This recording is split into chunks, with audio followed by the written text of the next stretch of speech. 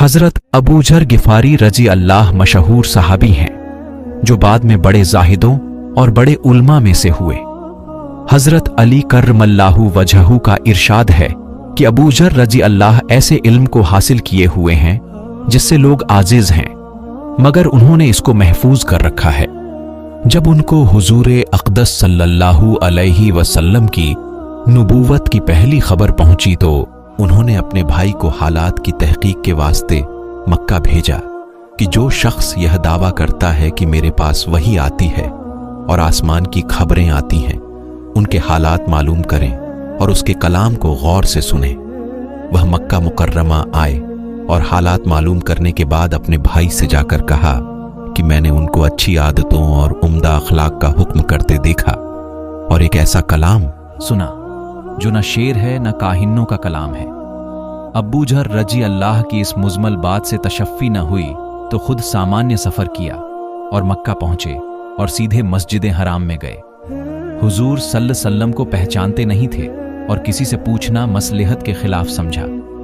शामा तक इसी हाल में रहे। शाम को हजरत अली कर्रमल्लाहु वजहू ने देखा कि एक परदेसी मुसाफिर है।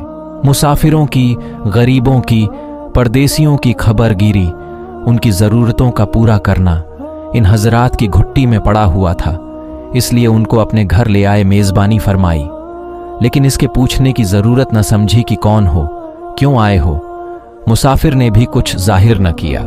सुबह को फिर मस्जिद में आ गए और दिन भर इसी हाल में गुजरा कि खुद पता न चला और दरियाफ्त किसी से किया नहीं। गालिबन इसकी वजह यह होगी कि हुजूर के साथ दुश्मनी के किस्से बहुत मशहूर थे।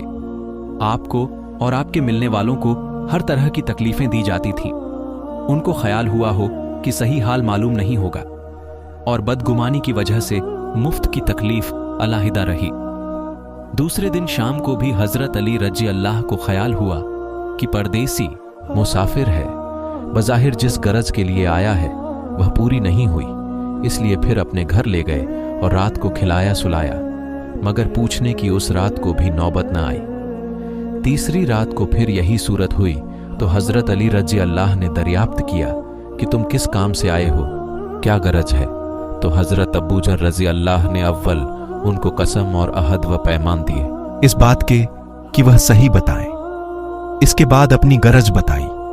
हजरत अली कर्रमल्लाहु वजहू ने फरमाया कि वह बेशक अल्लाह के रसूल हैं और सुबह को जब मैं जाऊं तो तुम मेरे साथ चलना, मैं वहां तक पहुंचा दूंगा, लेकिन मुखालफत का जोर है, इसलिए अगर रास्ते में मुझे कोई ऐसा शख्स मिला जिससे मेरे साथ चलने की वजह से तुम पर कोई अंदेशा हो तो पेशाब करने लगूंगा या अपना जूता दुरुस्त करने लगूंगा।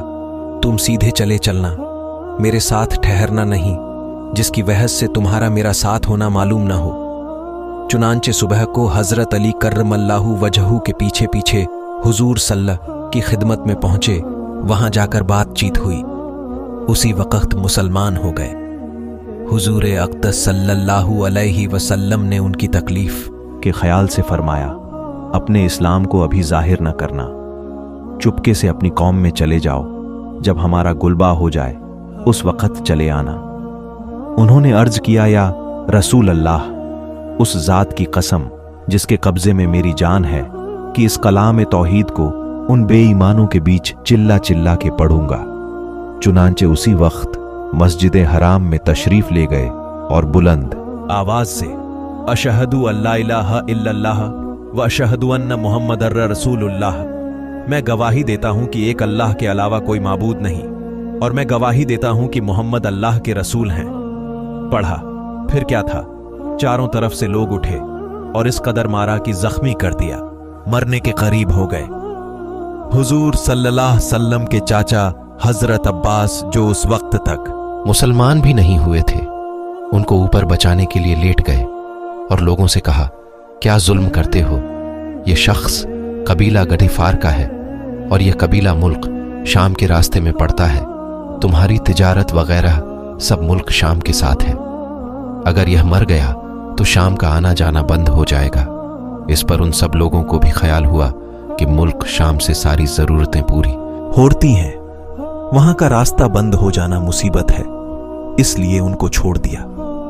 दूसरे दिन फिर इसी तरह उन्होंने जाकर आवाज बुलंद कलमा पढ़ा और लोग इस कलमे के सुनने को ताब न ला सकते थे, इसलिए उन पर टूट पड़े।